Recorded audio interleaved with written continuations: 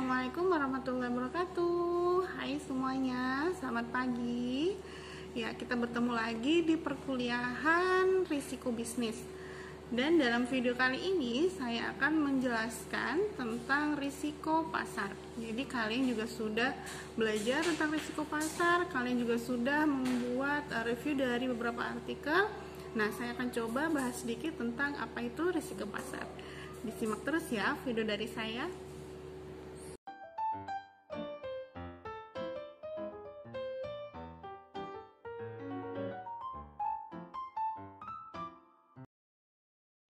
Risiko pasar ini merupakan salah satu risiko yang dihadapi oleh perusahaan ataupun bisnis, di mana yang berkaitan langsung dengan bank sebagai lembaga keuangan. Nah, apa itu risiko pasar? Risiko pasar ini merupakan kondisi atau situasi ataupun kerugian yang diderita oleh perusahaan, di mana kerugian tersebut itu terjadi karena adanya perubahan harga pasar aset ataupun liabilitas dari bank itu sendiri. Kemudian ada beberapa faktor dari risiko pasar, di mana ada tingkat suku bunga, kemudian nilai tukar mata uang, kemudian harga pasar saham, kemudian ada pasar komoditas. Nah, untuk kondisi yang dialami oleh perusahaan ini bisa saja menyebabkan adanya perubahan situasi yang mana itu di luar kendali dari perusahaan tersebut. Jadinya ini sangat berkaitan sekali dengan bank, di mana kalau misalkan ada tingkat suku bunga yang turun, akhirnya akan memberikan kerugian dari bisa saja untuk seluruh perusahaan dan juga bisa saja untuk sebagian perusahaan. Nah, dari risiko pasar itu sendiri itu terbagi dua, yaitu ada general dan juga spesifik. Di mana kalau general ini merupakan risiko atau kerugian yang dialami oleh perusahaan. Misalkan contohnya ada suatu kebijakan yang mana kebijakan tersebut ini bisa memberikan pengaruh untuk seluruh sektor bisnis. Jadi semua perusahaan, banyak perusahaan atau seluruh sektor bisnis ini bisa bisa menderita kerugian, bisa mengalami kerugian karena suatu keputusan tersebut. Nah, bisa saja kalau untuk yang spesifik market risk ini bisa saja hanya untuk sebagian sektor bisnis. Jadi tidak semua sektor bisnis ini mengalami kerugian seperti itu. Contohnya saja misalkan ada kebijakan untuk tingkat suku bunga, di mana kemudian ini semua yang dikeluarkan oleh Bank Indonesia, kemudian akhirnya berpengaruh ke perusahaan-perusahaan. Kemudian kalau yang spesifik ini misalkan ada salah satu perusahaan ataupun baik itu komisarisnya atau pimpinannya ini yang dia mempunyai catatan tidak baik atau reputasi yang baik, itu akhirnya akan berpengaruh ke perusahaannya. Atau misalkan perusahaannya ini mengalami gugatan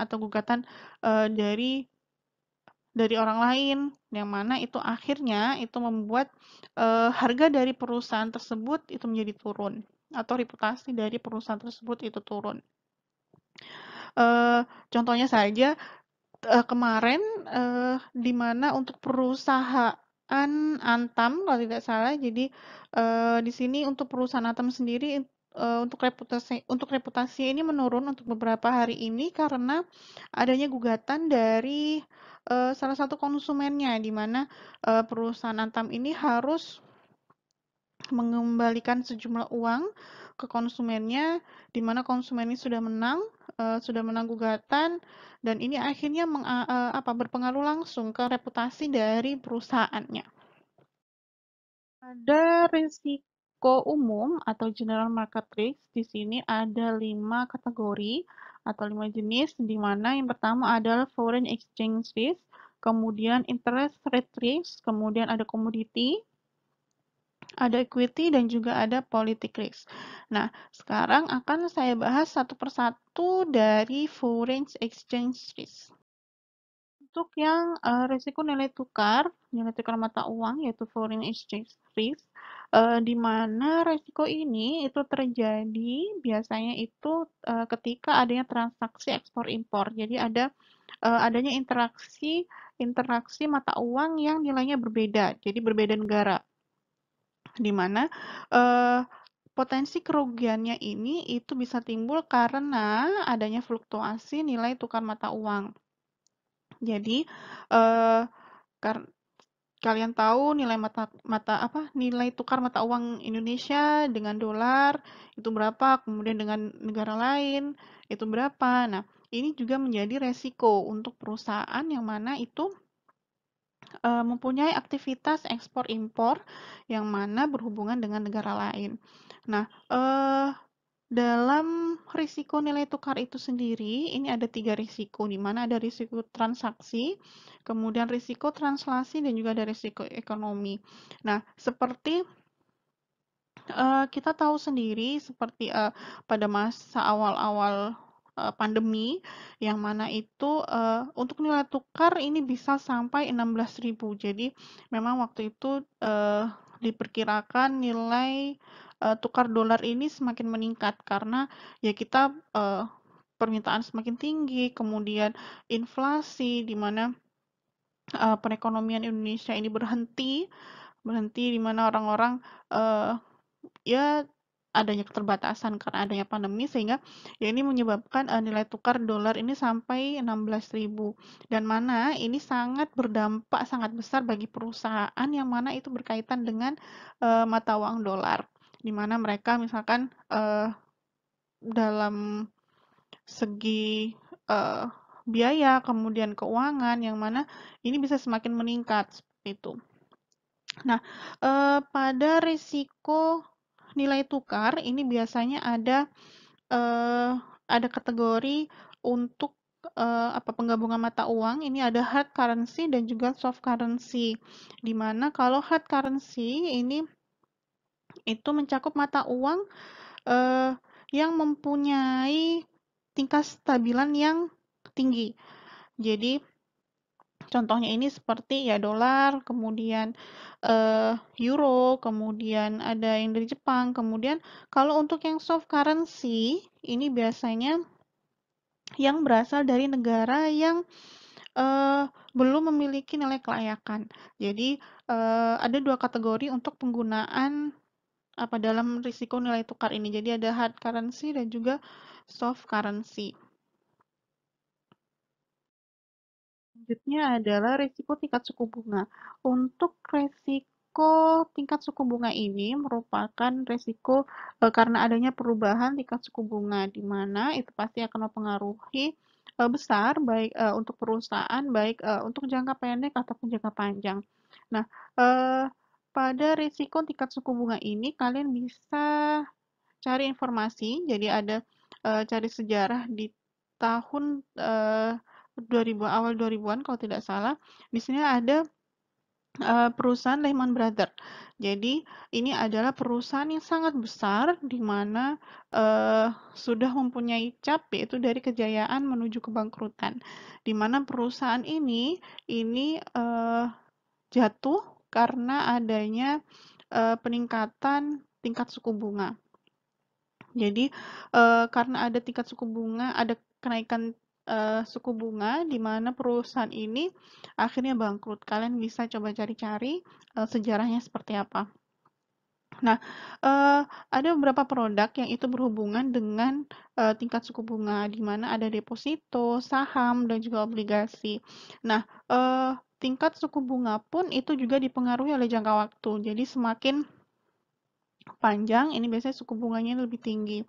Nah, kasus yang baru-baru ini terjadi, itu adanya dampak pandemi di mana, Bank Indonesia itu akhirnya mempunyai kebijakan untuk menurunkan tingkat suku bunga, di mana, awalnya ini 4,75, kemudian diturunkan menjadi 4,5 dan juga, beberapa negara lain yang akhirnya, mempunyai kebijakan yang sama karena Dia mengkondisikan dengan, situasi yang ada di mana semua orang juga mengalami kerugian atau masa sulit. Nah, untuk, suku bunga sendiri, misalkan suku bunga itu meningkat dan juga, harga saham itu menurun, maka investor di sini pasti akan menanamkan uangnya ke deposito karena ini lebih aman. Kemudian kalau misalkan harga sahamnya meningkat, nah investor ini biasanya akan beralih ke pembelian saham. Nah, siapa di sini yang suka, atau sudah berkecimpung di dunia saham? Jadinya, kalau saya lihat seperti ada beberapa dari kalian yang sudah, bisa atau berkecimpung di dunia saham nih. Jadinya untuk, suku bunga ini harus bisa eee, apa, diperhatikan oleh kalian. Jadi ketika, perusahaannya ini mempunyai masalah ataupun, mempunyai potensi, nah ini juga, menjadi peluang. Kemudian ada commodity position risk, jadi adanya resiko, perubahan nilai komoditas, di mana resiko ini itu terjadi karena adanya perubahan harga suatu komoditas.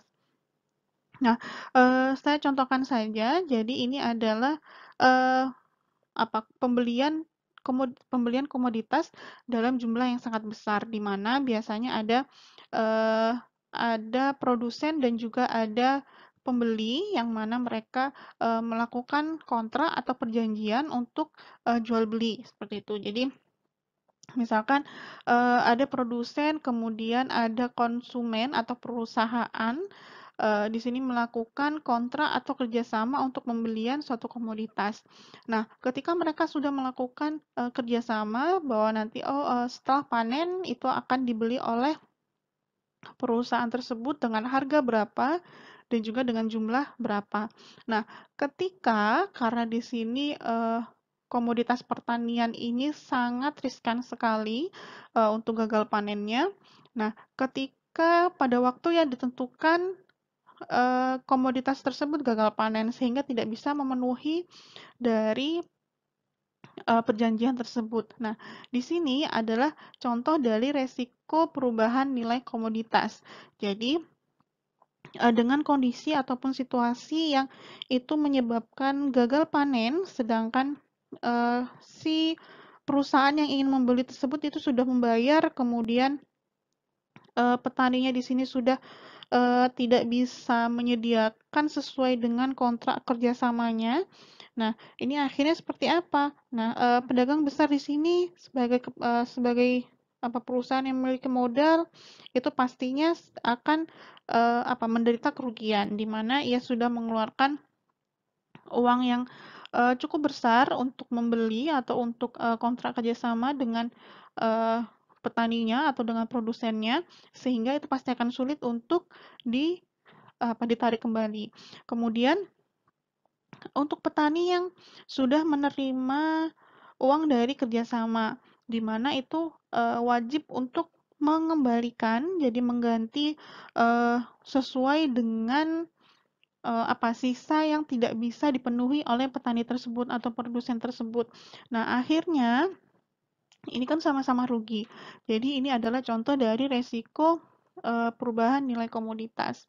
Nah, sama seperti beberapa contoh kasus lainnya seperti, eee, misalkan CPO atau minyak kelapa sawit, kemudian kopi, kemudian coklat. Kalau misalkan dari industri logam itu seperti ada emas, kemudian timah.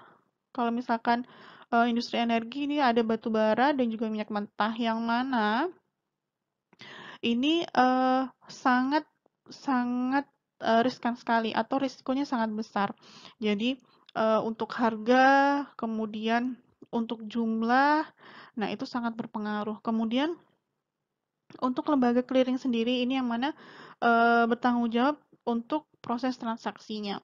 Kemudian ada juga, kasus untuk, penipuan, adanya penipuan nasabah, perusahaan berjangka, di mana kalau, komoditas ini komoditas berjangka ya, jadi adanya penipuan. Kemudian, eee, dicontohkan lagi seperti di slide, itu ada, perusahaan CPO yang membeli CPO dengan harga tertentu. Ternyata, eee, di di kemudian hari harganya tersebut itu di bawah dari harga yang sudah ditetapkan sebelumnya. Seperti jadi kan akhirnya si pembelinya ini kan akan merasa dirugikan seperti itu. Dan untuk komoditas berjangka ini kalian bisa lihat di Peraturan Nomor 49 Tahun 2014 di mana untuk peraturan penyelenggaraan perdagangan berjangka komoditi. Selanjutnya ada risiko politik, di mana politik ini menjadi salah satu risiko dari risiko pasar. Nah, bagi investor ataupun perusahaan ini pasti akan melihat sejarah dari negara tersebut, di mana stabilitas politik dan juga iklim negara yang kondusif ini pasti akan berpengaruh positif terhadap berjalannya suatu perusahaan.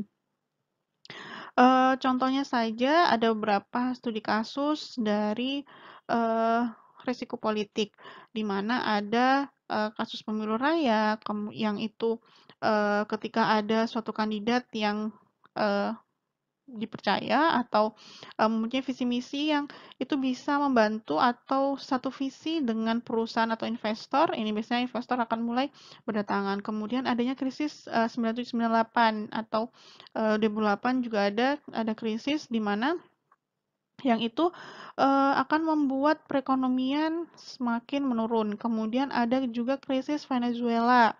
Kemudian ada krisis Amerika Tiongkok dan juga untuk baru-baru ini ada krisis Myanmar. Nah, untuk investor sendiri itu pasti akan menunggu untuk hasil terpilihnya pemilu, di mana dalam kasus pemilu raya ini biasanya ada beberapa program yang akan diluncurkan oleh kandidat, kemudian program-program tersebut itu akan memperlancar atau berpengaruh positif terhadap investor atau perusahaan. Nah, di sini pasti investor tersebut pasti akan menunggu siapa siapa yang terpilih ketika pada pemilu raya. Jadi ya, ini juga tidak hanya terjadi di Indonesia, tapi juga terjadi di negara-negara lain ketika ya kandidat tersebut itu satu visi, ini akan banyak investor yang datang. Kemudian pada krisis 9798 ataupun juga 2008 di mana adanya kekacauan, kemudian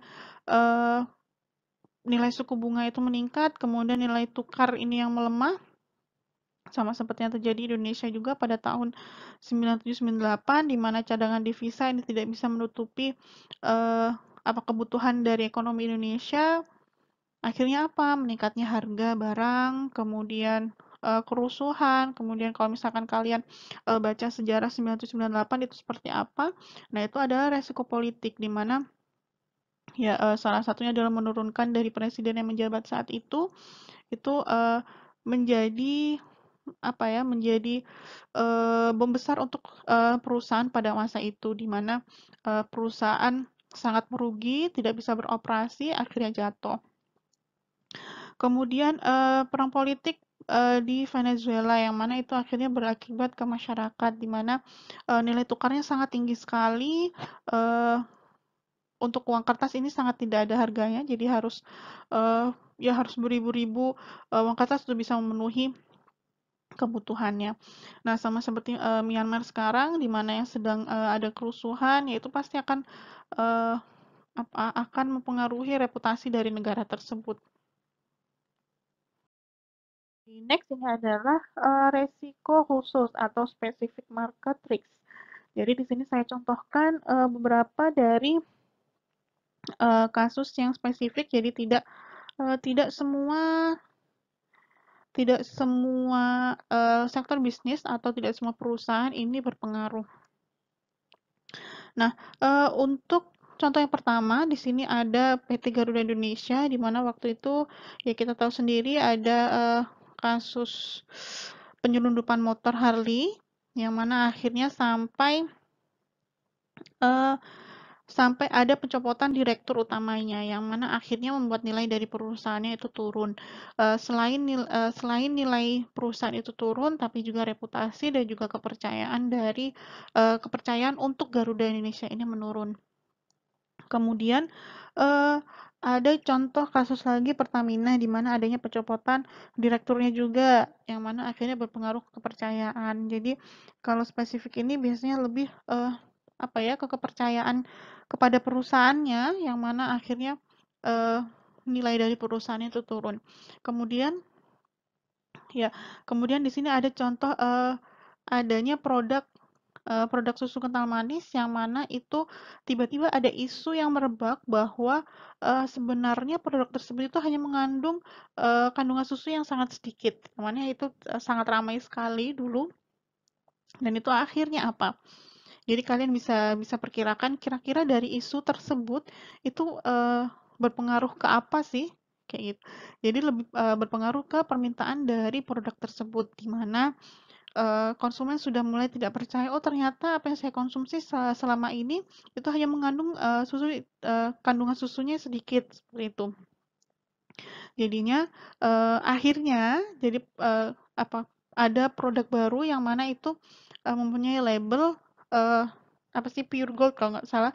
Jadi untuk kandungan susunya itu lebih tinggi daripada sebelumnya, seperti itu.